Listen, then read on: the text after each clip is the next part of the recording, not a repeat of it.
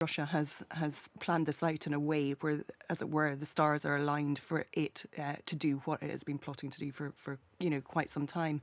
I think one of the big debates this week has obviously been how did the West miss this? Did it miss it, or did it kind of deliberately wish to believe that this wasn't happening in the way it was? For those of you at home wondering what's happened to Times Radio, my producer Poppy picks a new bit of trad music for this section every week. I never get to hear it in advance, no idea. That's a lovely bit of Shetland fiddle there.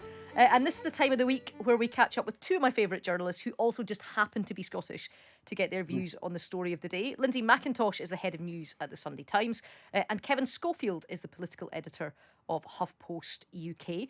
Lindsay, thank you for coming into the studio today. And as much as it's appreciated, it's not got such a gold medal as Kevin, who's come straight from the dentist to be with us today. I wonder what he's had done and if he can speak. Have you got half a face? Have you got half a face hitting your knees yet, or are you okay? It was just a checkup. Right, okay. I'm pleased to say I've got a clean bill of health. Oh, good lad. So I'm sorry, I'm not dribbling out the side of my mouth or anything. I am perfectly lucid, or just as lucid as I ever am. And for those people of a certain age, like mine, or as we used to call it, Pop-Tart face, and people of a certain age will know what that means. But we're going to talk about what's going on right now, because this has been a really tough week, actually. And I think people at home who are watching this and feel appalled don't actually know how difficult actually sometimes it is for journalists who are spending 10, 12-hour days watching all of this footage coming in, trying to make sense of it, trying to write it. And trying to get the different aspects of it, because it's such a huge story. There's so much going on. And one of the bits I wanted to pull out today is talking about where the world's institutions are in all of this. And we talked a little bit about last week. What's NATO doing? What's the EU doing? What's the UN doing? And it seems like there is a little bit of a leadership gap. Lindsay?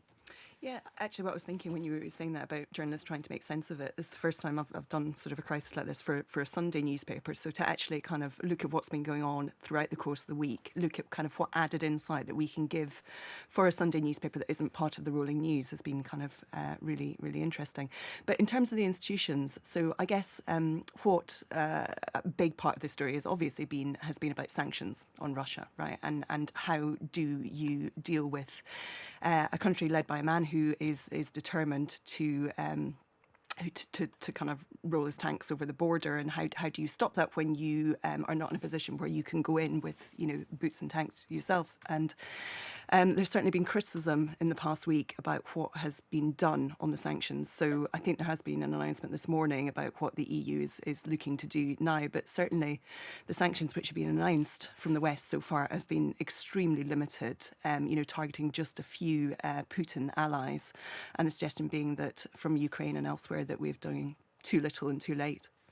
Well, that's it. I mean, one of the things that has been surprisingly good, actually, Kevin, is the strategic comms that have been coming out of Ukraine itself in terms of making sure that they've got ministers that are on the airwaves, that are on the internet, saying, look, this is what we want to do. These are the weapons that we want you to ship us. These are the sanctions we want you to take. They've really been on it in terms of what their demands are from the West. Yeah, I think they're very much aware of the power of social media to get their message out there. And you're right, they instantly have an audience of millions all around the world. There is huge public sympathy for them. And if they see Ukrainian leaders saying, look, we're needing more help, these sanctions don't go far enough, that in turn puts pressure on their own national leaders to respond in kind. I mean, talking about institutions, it's been interesting. This week, it's exposed, I think, some of the splits among the G7. Boris Johnson, I know, has been pushing very hard for Russia to be removed from the SWIFT system of financial transactions. There's been quite a bit of pushback from Germany to that. I think that's something that would really hit home as far as the Russian economy is concerned. So yeah, it's at the moment, Vladimir Putin is probably sitting back and looking at the fact that there is no coordinated, for all the talk of a coordinated response, it's not completely coordinated right now. There are still splits clearly among a lot of countries in the West. Well, and also you've got Russia that just happens at the moment to be the rotating chair of the UN Security Council. So you can't actually use the world's arbiter of conflict to do anything at the moment. I mean, it certainly feels like sort of Russia has planned this out in a way where, as it were, the stars are aligned for it to do what it has been plotting to do for quite some time. I think one of the big debates this week has obviously been, how did the West miss this? Did it miss it, or did it kind of deliberately wish to believe that this wasn't happening in the way it was because of all the the financial incentives that we know exist, whether that's Nord Stream for Germany, whether that is the money that pours or certainly poured into London from Russia or whatever. Well, also, Kevin, I mean, the thing that interests me in this as well is, we did spend a bit of time talking about a kind of will he, won't he about the build-up of troops.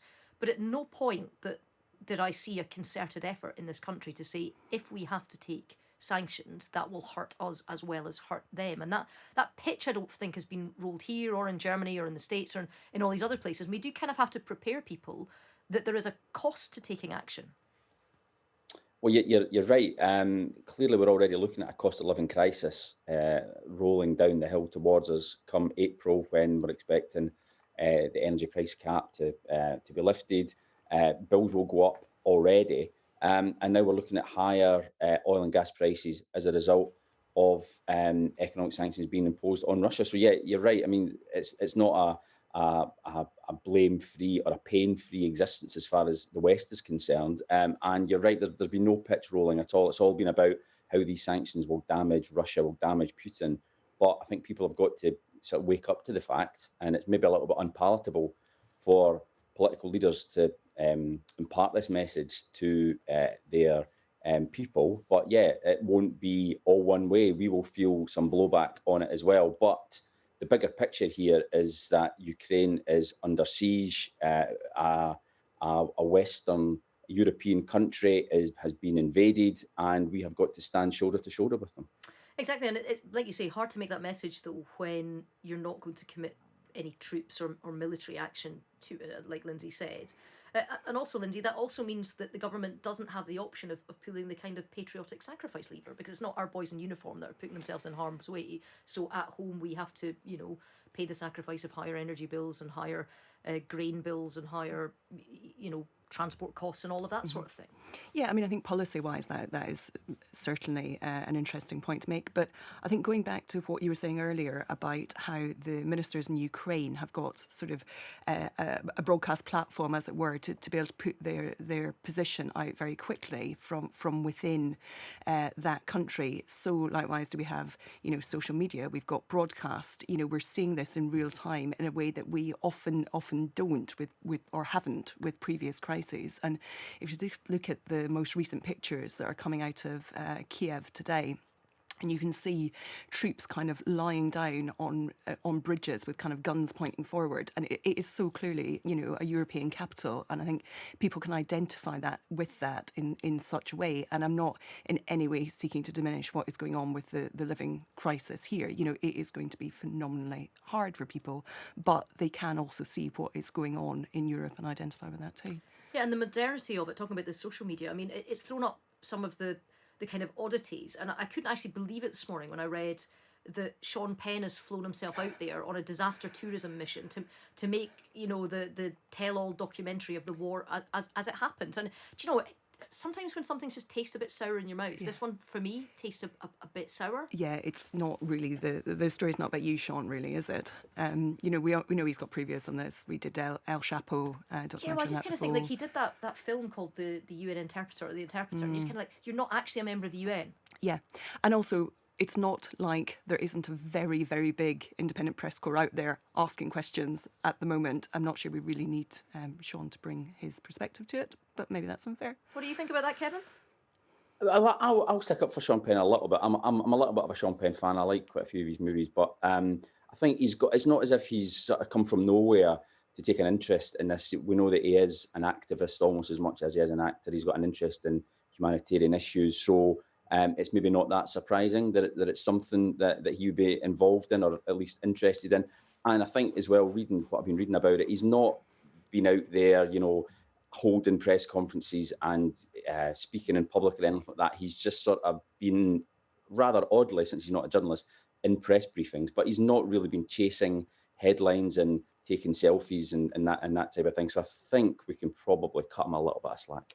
Well, just for the last sort of 90 seconds, I'm going to sneak in something that I want to put in to talk about that's away from Ukraine, which is something that's happening in the Scottish Parliament, which I still keep a weather eye on, even though I left in May, which is a bill coming forward to pardon the witches of Scotland, which is about 4,000 people. And you've got a fear in your eye, Lindsay, and I am going to go to you as a former lobby correspondent from Hollywood. And there is the idea that thousands of women were put to death just on the say-so of somebody, it just seems preposterous. Oh, it's completely horrendous. I'm so delighted that you didn't ask me to explain the petition system in the Holyrood Parliament, which is what I thought you were going to do. So my next question, Lindsay, was which is going to go to Kevin.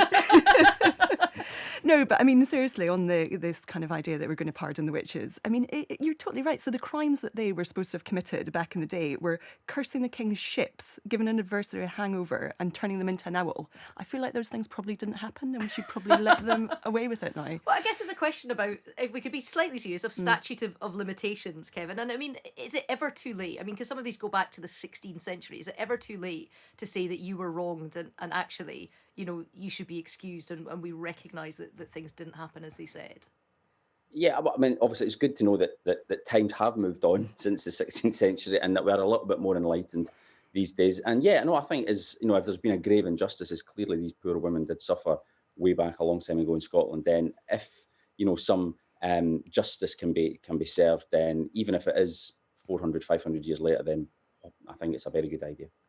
Well, thank you very much for that. Just for listeners who aren't au fait with the witch hunts in Scotland, and I know that there were localised witch hunts all around the United Kingdom. I know there's lots in Yorkshire and some down in Devon and Exeter and things as well. We had a particular way of doing it, particularly in East Scotland, which was, if you've ever been to Edinburgh, and Princess Street Gardens used to be a loch. It used to be filled with water, and somebody that was suspected of witchcraft was thrown in with their thumbs tied to their toes, and if they sank, they were pulled out and given a Christian burial because they weren't a witch, and if they floated, they were burned at the stake. So that was Scottish justice that way. Thank you very much to Lindsay McIntosh and Kevin Schofield. In the next hour, we'll be getting the very latest from on the ground in Ukraine. We get our latest clue for the best of times, worst of times, and the latest business news with the Times' Carol Lewis.